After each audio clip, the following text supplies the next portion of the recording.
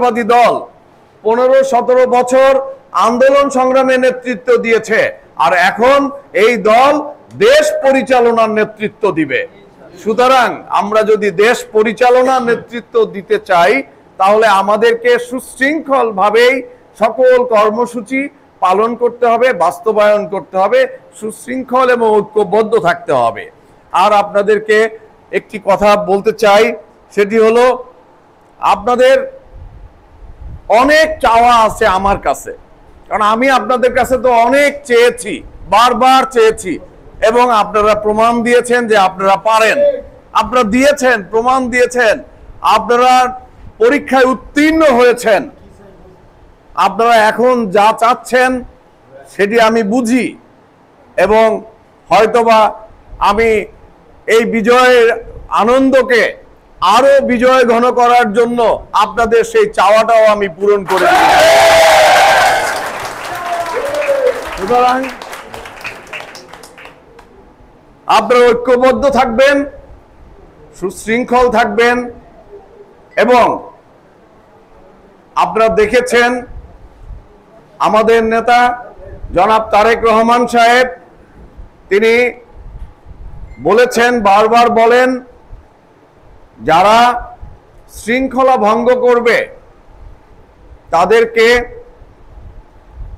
দলীয় শাস্তির আওতায় আনা হবে, প্রয়োজনে আইন শৃঙ্খলা বাহিনীর হাতে তুলে দেওয়া হবে।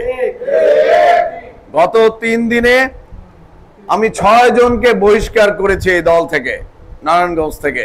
সুতরাং আমি চাই না যখন বহিষ্কারের কাগজে আমি স্বাক্ষর করি তখন আমার বুক কাঁপে, আমার কষ্ট হয়, কারণ এই নেতারাও তো আমাদের সঙ্গে আন্দোলন সংগ্রামে ছিল।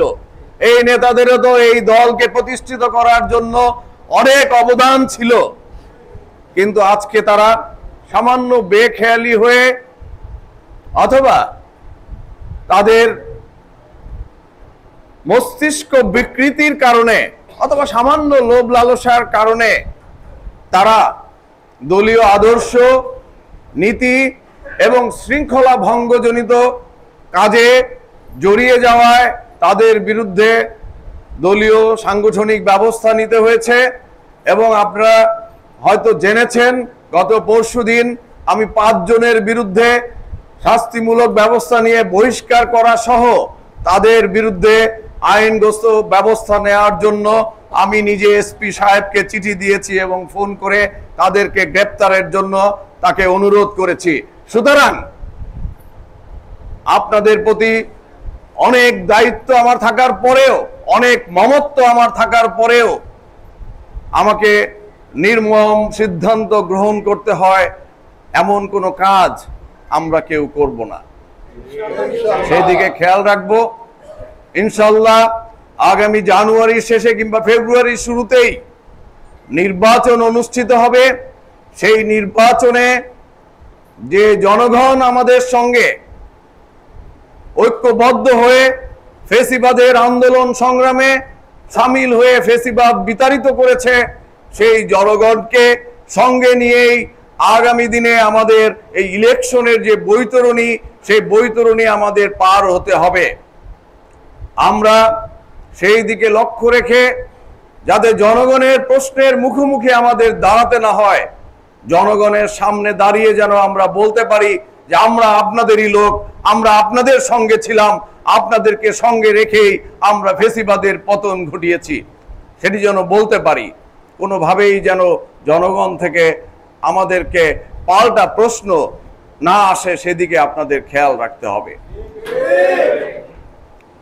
আসন বিন্যাস নিয়ে আমি বেশি কিছু বলতে চাই না। গতকাল আমাদের দলের স্ট্যান্ডিং কমিটির মিটিং হয়েছে। স্ট্যান্ডিং কমিটি মানে সর্বোচ্চ নীতি নির্ধারণী কমিটি, আপনারা জানেন। স্থায়ী কমিটি, স্থায়ী কমিটির মিটিং হয়েছে, সেখানে এই বিষয় নিয়ে আলোচনা হয়েছে এবং স্ট্যান্ডিং কমিটির সিদ্ধান্ত মোতাবেক আজকেই আমার কাছে চিঠি এসেছে। আমাদের জেলায় যে পরিবর্তন হয়েছে, 3টি আসনে পরিবর্তন হয়েছে, এই 3টি আসনে কার কি মতামত সেগুলো নিয়ে সেই মতামতের উপরে ভিত্তি করে একটি অনুলিপি অনুলিপি নয়, একটি প্রতিবেদন আগামী 2 দিনের মধ্যেই আমাকে জমা দিতে বলেছে এবং সেটি নিয়ে আমাদের দল নির্বাচন কমিশনে কথা বলবে। সুতরাং আপনারা যদি মনে করেন যে নারায়ণগঞ্জের 4 আসন আগে যেভাবে ছিল যদি সেভাবে থাকলেই ভালো হয় তাহলে সেভাবেই আমরা প্রতিবেদন পাঠাবো। আর যদি মনে করেন যে না, সিদ্ধিরগঞ্জ এখন নারায়ণগঞ্জ 5 আসনের সঙ্গে হয়ে যাবে, এটি যদি ভালো হয় তাহলে আপনারা এটি বললে আপনাদের এই মতামতের ভিত্তিতেই আমি প্রতিবেদন পাঠাবো।